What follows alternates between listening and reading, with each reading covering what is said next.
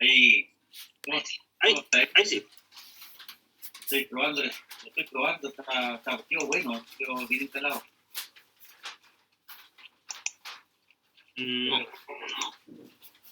Estoy con retraso. Ahí sí. Parece que sí. Ahí me vemos, ¿no? Te vemos. ¿Me escuchas? Te escuchamos también, pero con retraso. ¿Aló? Sí, te escucho. Yo te escucho. A ver, habla algo, Luis. No. No te escuchamos.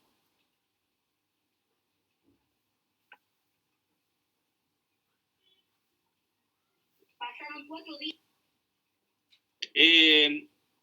Por último, escríbelo por el chat.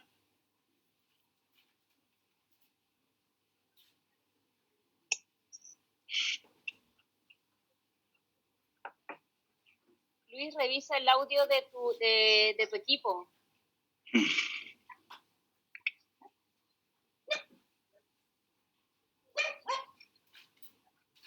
Tenemos rotando nomás. Ahí está Luis. Haz señas. Ahí está Luis.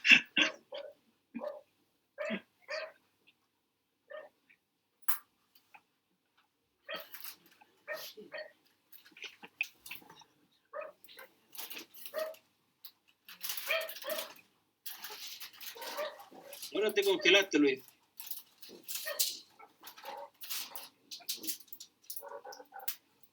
Espérenme 2 segundos.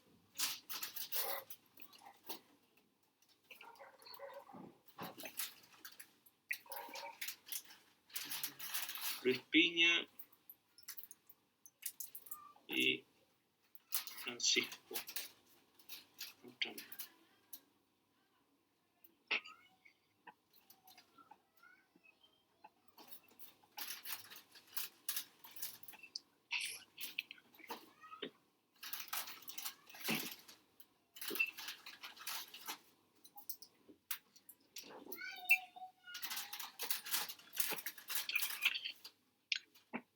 Luis, cuéntame por el chat por último.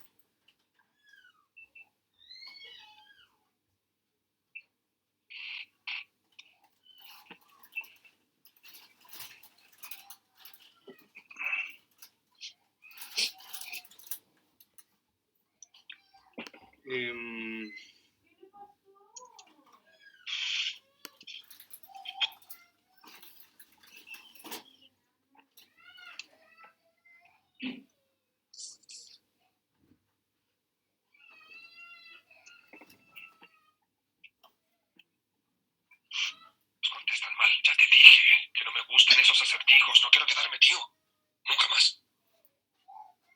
¿Quién es ese? Luis, tío. Luis. Le estoy contestando a Luis por ¿Él chat. está hablando en español? Claro. Ahora, no podía hablar en chileno, pero puedo hablar en españolado. Bueno, no sé si todos vieron la pregunta de Luis. Él pregunta por el chat cómo podemos desarrollar buenas preguntas para lograr el objetivo. Entonces, lo que vamos a trabajar en la próxima clase, vamos a trabajar una guía en que primero identificamos o definimos el objetivo con que debe cumplir el instrumento y después las preguntas que vamos a ir generando son para el cumplimiento de ese objetivo. En gran parte, la idea de jugar a construir un instrumento como lo hicimos la vez pasada, y yo les hice algunos comentarios ahí, era para tener una primera aproximación desde un diagnóstico, ¿cierto?, para ver qué tanto sabían, y por otro lado, desde que efectivamente habían algunas personas que dieron en el clavo porque de manera muy sistematizada definieron primero un objetivo y después se concentraron en las preguntas que deben dar respuesta a ese objetivo.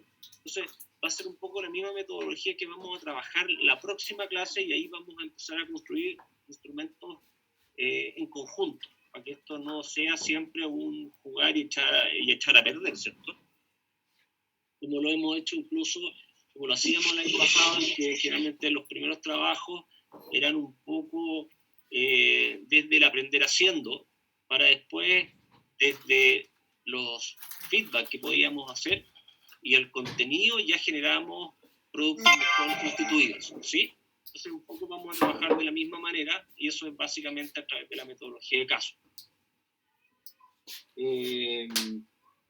Ahora vamos a ver esto que me interesa básicamente en términos conceptuales, incluso para mucha gente que no ha estado conmigo y que no ha visto nada de segmentación, un poco para conocer distintos perfiles de consumidores y cómo a lo mejor debemos abordarlos desde la estratificación adecuada, y no solamente por niveles socioeconómicos. Muchas veces caemos en eso, pero al igual como yo les contaba en las clases que hacíamos el semestre pasado, hoy día tenemos distintos instrumentos a los que acercarnos a distintos tipos de consumidores, desde aquellas herramientas que tenemos a nivel país, ¿cierto? Como el caso de, se los voy a anotar acá para los que no han estado cerca del concepto de investigación. Tenemos la AIM Chile.cl, ¿cierto? Que es la Asociación de Empresas de Investigación de Mercado, que ahí en el fondo tenemos los datos de la encuesta CACEN, en que tenemos, por ejemplo, estratificación por estrato socioeconómico, y estos mismos son quienes aprovechan, por ejemplo, la redefinición de lo que es Chile 3D, en que tenemos esta radiografía que puede ser muy relevante de lo que son los consumidores chilenos. Tenemos también estudios como Chilescopio, que son estudios que algunos presentan, por ejemplo, Chile 3D está trabajado con alrededor de 4.800 hogares, por lo tanto cruzan bastante extractos, por lo tanto se hacen bastante representativos, pero permiten más encima poder tener una fotografía bastante cercana a lo que son los consumidores hoy día. Entonces, frente a eso, me interesa que empecemos a descubrir estos nuevos mercados de consumo, porque en ellos al final vamos a empezar a reconocer para qué generamos instrumentos de investigación. En el fondo, cuando algunos de ustedes, por ejemplo, hicieron focus group pensados desde un hotel, y hubo gente que pensó una encuesta pudiendo aplicársela en un mall y otros de manera digital, son instrumentos porque al final son insumos con que trabajan los departamentos comerciales y de marketing para ver cómo se enfrentan a los consumidores, cómo identifican necesidades, cómo al final podemos hacer propuestas de valor que para ellos sean significativas. Que no podemos seguir vendiendo como en los años 50, en que las empresas se encargaban de construir y elaborar productos, los tenían en una bodega y después veían a quién se los vendían. Hoy día el tema es al revés. Hoy día nosotros identificamos primero las necesidades de los consumidores y después vemos qué les ofrecemos. Y por eso, hoy día, efectivamente, los productos ya no son iguales, los productos tienen diferenciaciones significativas, y no es gratuito que hoy día estemos frente a marcas que ya están consolidadas como Uber, por ejemplo, como Rappi, como Dafiti, etcétera, que han tenido que tomar más peso todavía desde el concepto de la cuarentena, ¿cierto? Pero por otro lado, es porque ya han ido descubriendo estos mercados de consumidores que le han dado relevancia. Pero, ¿qué es lo que significa la segmentación de mercado como concepto? Primero, tiene que ver con dividir un mercado de consumidores en fracciones menores, ¿cierto? O sea, segmentar tiene que ver con dividir y con saber elegir. Cuando nosotros hablamos de elegir, estamos diciendo que estamos eligiendo un consumidor que de alguna u otra manera tiene características homogéneas y que pueden requerir de productos diferenciados. Y por eso que existen galletas que pueden tener los mismos sabores, las mismas coberturas, y a lo mejor cambia simplemente la distribución, es decir, cambia el canal, porque a lo mejor tenemos consumidores más flojos en que queremos que el canal simplemente nos envíe a domicilio, o porque queremos un envase que sea más práctico, que a lo mejor nos permita resellar las galletas para que las galletas no se echen a perder y a lo mejor no me las como todo al tiro. Si vamos a ejemplos como bien puntuales, basta solamente con ver la cantidad de líneas de productos dentro de una misma marca de champú que existen. ¿Me explico? O sea, tenemos el champú para pelo seco, para pelo graso, para pelo con caspa, pero que además es pelo liso, además para el pelo crespo, además para el pelo teñido, además para el pelo no sé qué, y a lo mejor lo que estamos haciendo, estamos acotando un mercado en función de consumidores cada vez más anichados. Cuando hablamos de nicho es porque el segmento de consumidores es sumamente específico. Ejemplo de eso, tenemos hoy día, y creo que lo mencionábamos en las clases del año pasado, a estos consumidores que les gusta ir a pescar salmón al sur de Chile. Entonces, ese que se va a la carretera austral no pesca un salmón típico, porque más encima él tiene que tener un tipo de caña especial, un tipo de carrete especial, un tipo de indumentaria, un tipo de mosca, un tipo de anzuelo, un tipo de hilo, etcétera, etcétera, etcétera. Más encima tiene que llegar en un auto especial. Entonces, al final nos estamos dando cuenta que este tema de la concentración de mercados o la segmentación de mercados pasa un poco como el ejercicio que también conversábamos en clase, que en ese sentido lo ha hecho muy bien, la BBC. La BBC que tiene estos programas, por ejemplo, de los que son locos y fanáticos de los autos, en que tienen programas para los que les gustan los autos, que los restauran, otros que además no solo los restauran, sino que los modernizan, otros que los convierten a eléctricos, otros que, no sé, y al final nos damos cuenta que existen amantes de los autos según tendencia, y cada uno de esos sirve. Entonces, cada uno de esos al final se termina transformando en una fracción menor del mercado de todos los amantes de los autos. Vámonos al mercado de los cereales, pasa lo mismo. Vámonos al mercado de las leches, ocurre lo mismo. Fideos, lo mismo, etcétera, etcétera. Por lo tanto, al final, estamos dividiendo mercados en fracciones, en segmentos, en espacios más pequeños que permiten de alguna manera incluso concentrar los esfuerzos de manera más específica. Porque cuando yo conozco al consumidor, sé qué gustos tiene, qué intereses, qué tipo de precios está dispuesto a pagar, cómo compra, cómo paga, cómo se endeuda. Mira cómo se ríe Tenemos una compañera que está expuesta al sol porque está con jockey.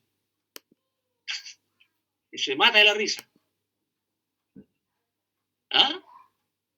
A ver, démosle... Que cuente el chiste.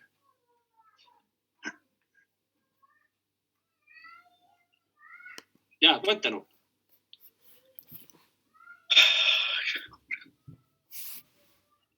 Oye, le reinicio el audio, pero no pasa nada. Parece que tiene problemas de audio.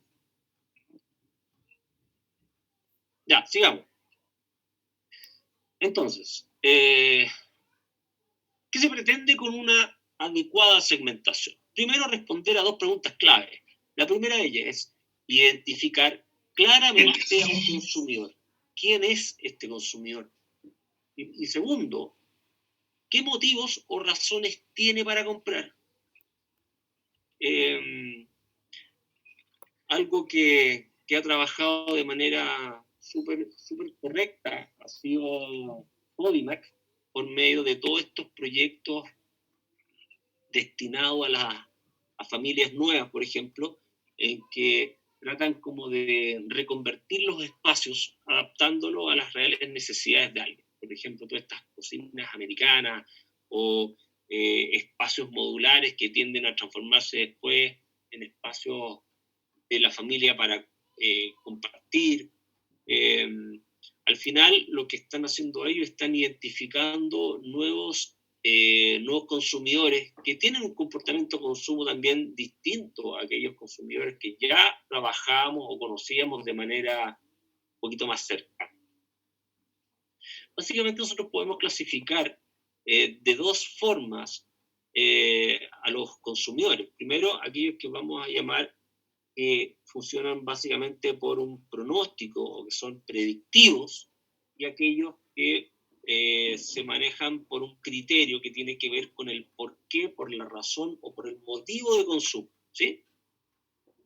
Frente a eso, nosotros tenemos variables demográficas, ¿cierto? Aquellas variables que de alguna manera podemos medir y que tienen relación con la edad, con el ingreso socioeconómico, con la profesión, con si tiene servicio doméstico. Son justamente este tipo de variables las que maneja la encuesta Kaizen, ¿sí? El tipo de vivienda que tenemos, etc. Después tenemos variables de carácter geográfico, que tienen que ver con densidad poblacional, tienen que ver con clima, etc. Aquí hay variables de carácter psicográficas, es decir, aquellas ya de carácter conductual, de personalidad, etc. La clase social y los estilos de vida, ¿cierto? Estilos de vida, estamos hablando de que algunos consumidores tienen un estilo de vida más outdoor, otros de alguna manera más, a lo mejor, más familiar, otros más casero, otros son más snob, otros son X, siguen conductas y patrones, etc. Pero cuando nos vemos enfrentados a estas variables predictivas, en el fondo lo que nosotros hacemos es poder identificar con anticipación una suerte de comportamiento de consumo. En la industria universitaria privada, principalmente, han habido varias marcas que se han anticipado a lo que está ocurriendo hoy día con la educación a través de learning, por ejemplo, el aprendizaje learning. El IP Chile, por ejemplo, o el IPP, cerraron una cantidad de sedes de manera importante hace unos 3-4 años atrás, y principalmente migraron a una oferta de servicio online, no solamente porque ellos preveían que iba a haber una pandemia y que todos nos íbamos a quedar encerrados en las casas, sino que básicamente por un tema de costos asociados, un tema de los tipos de consumidores a los que estamos enfrentándonos hoy día también, que cada vez tenemos menos tiempo, que necesitamos de alguna manera maximizar este tipo de factores o de recursos, y en ese sentido el papel predictivo de lo que ha sido la segmentación de mercado para este tipo de empresas ha sido un valor agregado, porque supieron amoldar su diseño de negocio a este nuevo modelo al final. Lo mismo hizo el IAC, por ejemplo. El IAC era una escuela tradicional en términos de educación presencial, también ha adaptado casi toda la metodología a esto. Dentro de lo que son las variables geográficas que mencionaba yo recién, tenemos el tema región, país, clima, densidad, si es rural versus urbano, comuna, barrio, tamaño, ciudad, etc. Dentro de las variables demográficas teníamos género, edad, estado civil, religión. Hoy día, por ejemplo, que nos vemos enfrentados a todos estos procesos migratorios tan grandes, estamos apareciendo con variables nuevas, que en su época para nosotros era impensado el hablar de raza. Hoy día sí, hoy día lo más probable es que este tema no solamente sea el identificarlo a tiempo, no solamente va a ser un valor agregado para las marcas, sino que van a saber cómo comportarse estos nuevos consumidores, que están teniendo maneras de comportarse distintas, están teniendo consumos diferentes. No sé si en esta clase el año pasado conversamos y alguien nos contaba de que en algún lugar creo que estaban vendiendo determinado tipo de ropa para los haitianos con colores más estrafalarios, con algunos blin blin, no sé, pero algo creo que lo escuché de este curso. El tema religión también, en algún momento el partido Chile, en su gran mayoría, tenía un comportamiento basado en la religión católica. Ha llegado una serie de migración de distintas personas y familias que predican otro tipo de religiones. Tenemos los tamaños familiares que son importantes también, desde el reconocimiento a lo mejor de un auto, en que nosotros vemos estos stickers pegados en las ventanas, en que aparece la mamá, el papá, los 17 niños, más los 44 perros, y no tenéis tanta ventana para pegar calcomanía, pero está, ¿cierto? Al final, este tipo de variables, si bien es cierto son duras y son reconocibles, las podemos sacar efectivamente del mismo estudio que les decía yo, el AIM Chile. Si voy a dejar de compartir acá y se los muestro. No, mejor que no. Mejor hagan el ejercicio ustedes, véanlo ustedes, porque si no voy a perder tiempo en esto y voy a dejar de pasarles contenido. Vamos acá. Ya. En las variables socioeconómicas, ¿cierto? Tenemos lo que es la clase social. Acá hay algunos elementos que se me traspapelaron y que efectivamente son más psicográficos que socioeconómicos. Voy a volver a subir este PPT, porque el tema de la personalidad no tiene que ver con este título. ¿Sí? Así que lo voy a subir bien para que no se confundan. Pero, por ejemplo, efectivamente hoy día yo puedo segmentar por deporte, puedo segmentar por tipo de membresía, es decir, quién pertenece a un club y no a otro, puedo segmentar por hobbies, por preferencias musicales, por preferencias en términos de hábitos de consumo de medios, ¿cierto? Hoy día tenemos un LinkedIn que es muy potente en términos de herramienta laboral, y tenemos por otro lado herramientas netamente sociales de distracción como un Instagram, que además tienden a migrar un poco y a tener una mixtura entre ser herramientas netamente de distracción, pero mezclada también con ventas, como lo que está pasando con Facebook, que está funcionando bastante bien en el tema del marketing, ¿cierto? Profe, por ejemplo... ¿Quién me habla? También, yo y Sonia. ¿Cómo estás? Lo que pasa también, bien, lo que pasa también es como se segmenta también con las redes sociales. Por Sí. ejemplo, hacen segmentación, por ejemplo, por la red social que uno ocupa. Por ejemplo, si uno ocupa, por ejemplo, Facebook o Instagram o Twitter, o lo que se ocupa también, por ejemplo, el TikTok, Sí. que también es como más para personas ABC1, por decirlo así. Entonces, por ejemplo, también las marcas hacen eso, de segmentar también por la red social que tú utilices. Sí, eso tiene que ver al final con algo que veíamos el año pasado, que en la medida que nosotros determinamos un consumidor, tal vez por todas las variables que hemos ido conversando hoy día, yo lo que finalmente hago es contratar un mix de medios asociados al consumo de medios de ese consumidor. Entonces, efectivamente, como dices tú, si ese TikTok hoy día es un buen canal porque tenemos alcance a un consumidor digital, que puede ser más de tipo adolescente, etcétera, lo más probable es que para mí sea un excelente medio y en función de si tengo que invertir, voy a repensar los medios tradicionales desde la compra de este medio digital, ¿cierto? O sea, hoy día, fíjense que ha pasado algo bien especial con este tema de las cuarentenas. Algo que ha repuntado ha sido el rating de televisión y de televisión abierta. Ni siquiera de cable, es decir, la gente quiere enterarse de lo que está pasando en su ciudad, en el país, y por eso que de alguna manera volvió como a reflotar el concepto de televidente, que había tendido a desaparecer porque básicamente habíamos sacrificado el uso de la televisión, ¿sí? Y lo habíamos cambiado por el uso del on demand, es decir, yo veo televisión cuando quiero verla y a través de la plataforma que quiero verla. Y es algo que también conversábamos el semestre pasado. en relación a que se acababa la hora del dentista, sino que nosotros determinábamos cuándo queríamos estar expuestos al medio y en el formato, plataforma y horario que queríamos.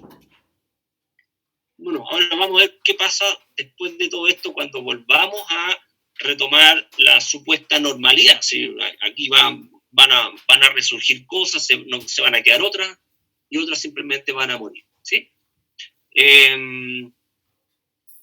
Ya, en términos de lo que es las variables por criterio, acá por ejemplo, y tiene que ver con la relación directa en el producto, básicamente los consumidores en ese sentido buscan determinados beneficios con el consumo. Por ejemplo, hay grados de lealtad, hay ciertas condiciones, hay actitudes, hay ocasiones de consumo y hay ocasiones de compra también. Si al final, si yo tengo determinados hábitos de consumo o ritos, que cada 15 días me junto con mis compañeros del colegio a hacer tal cosa, lo más probable es que dentro de ese rito exista un cierto grado de frecuencia de consumo, porque van a haber productos asociados a ese hito en particular. Y eso ocurre con todo, desde el consumo de una copa de vino hasta el pucho que me fumo con mi compañero de pega todos los días.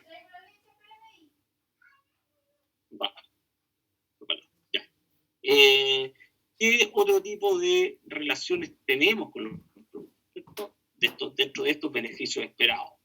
Calidad, servicio. Hace un rato estábamos testeando a través de la encuesta de la Ángela todo lo que es el soporte postventa. El soporte postventa al final, ¿en qué sentido tendemos a darle mayor relevancia? En que a través de él es uno de los elementos que se comporta como un pilar de lo que es la fidelidad de marca. El vendedor chileno tiende a venderle a más gente, pero el vendedor gringo tiende a venderle más al mismo. Entonces, si yo efectivamente quiero capturar fidelidad de marca, tengo que tener un buen soporte de postventa. Y muchas veces los consumidores lo que esperamos de las marcas es eso. Podemos tener un beneficio esperado en relación a la economía, al rendimiento, a la limpieza, a la rigidez, a la duración, etcétera, ¿cierto? También tenemos tasas o usos, o sea, frecuencias de consumo o de uso, y acá podemos incluso segmentar a los consumidores por uso o por su frecuencia de consumo. Tenemos usuarios de tipo intensivo, en que la frecuencia de compra es mayor, lo podemos categorizar por un uso medio, y también lo podemos categorizar por un uso más ligero, ¿cierto? Que es más tardío. Por el grado de lealtad, hay consumidores que no se cambian de marca, porque ya se casaron con la marca. Le perdonan cosas a las marcas incluso, pero también, en ese sentido, las marcas no los quieren perder, porque saben que están comprando automáticamente cada renovación del modelo, por más caro que sea. Hoy día, creo que lo alcanzamos a conversar el año pasado, los últimos modelos de iPhone están alrededor de 1.800.000, creo, y hay gente que los sigue comprando aunque no le sacan ni la mitad de las prestaciones al equipo. Solamente por lealtad. Yo creo que ahí es por el tema de estatus, la marca. Claro, pero es que ese porque hay gente que vive por temas de marcas y no es como que no son nada, se puede decir. Pero ese estatus está comprobado que está dentro de ciertos aspectos de lealtad, porque así como en términos de se puede comportar un gerente con el iPhone que lo saca y lo pone en la mesa de las reuniones, en otros lados, por ejemplo, el iPhone también puede ser un signo de estatus en una población periférica en que el tipo no tiene para comer o tiene para comer los primeros 15 días del mes. Y eso pasa, por ejemplo, lo conversábamos con los televisores, las zapatillas y generalmente todo lo que es tecnología. Sí. Y nosotros todavía tenemos esas televisiones antiguas con potos, y porque para nosotros no tiene que ver con eso. Le damos prioridad a otro tipo de consumo. Después existen, por ejemplo, actitudes frente al producto. Y acá hay un tema re interesante que tiene que ver incluso con lo que es la compra online, por ejemplo, que básicamente nosotros presentamos una actitud sumamente ansiosa. Estamos entusiasmados solamente cuando ya ingresamos la tarjeta de crédito para comprar. En algunos otros casos, claro, somos súper entusiastas frente al consumo, en otros casos somos indiferentes porque a lo mejor tenemos que consumir productos de primera necesidad. En algunos casos consumimos de manera negativa porque hemos sido casi forzados a consumir. En algunos momentos hemos comprado un producto y estamos casados con un plan y debemos seguir pagándolo. O sea, estamos expuestos a distintas actitudes, pero también podemos clasificar usuarios y consumidores en función a esa actitud. En buenas cuentas, ¿con qué debería cumplir una segmentación de carácter eficaz? Primero, que sea medible, ¿cierto? Que ojalá podamos cuantificarlo, y para eso ocupamos herramientas de carácter cuanti. Podemos tomar lo que nos entrega la encuesta Caser sin ningún problema. Que sea sustentable, que el segmento tenga un tamaño que lo haga económicamente viable. Cuando la BBC dice voy a hacer programas para los amantes de los autos, lo más probable es que en Chile existan 3 consumidores que les gusten los autos eléctricos, pero la BBC trabaja a nivel global. Por lo tanto, tenemos consumidores en Chile, en Argentina, en Brasil, en Tokio, en todas partes. Pero los eléctricos no bajan de los 40 millones, ¿no? Claro. No, es que ahí, hoy día, como no tenemos limitaciones geográficas, podemos llegar a muchos consumidores. Que sea accesible, es decir, que pueda llegar en forma adecuada a estos integrantes del segmento, y finalmente que se puedan implementar acciones específicas en ellos, porque lo hemos encontrado, porque son medibles, porque son sustentables. Ahora, si se fijan bien, todo esto que está aquí perfectamente puede ser el resultado de un instrumento de investigación previo. Entonces, yo les voy a dejar encargado solamente un ejercicio cortito y que tiene que ver con que segmenten el consumidor al que ustedes estaban llegando a través del instrumento de investigación que están planteando. Así de fácil. Que me digan, por aquellas variables de segmentación que vimos recién, cómo sería ese tipo de consumidor. ¿Sería hombre? ¿Sería mujer? Ya, por ejemplo, en algunos casos testearon la profesión o el cargo, etcétera, etcétera. Esto se va a cortar en cualquier minuto, pero yo los dejo con esa tarea, y la misma tarea la voy a subir como anuncio, ¿ya? Y estén atentos a la ruta de aprendizaje, que ahí es siempre por donde nos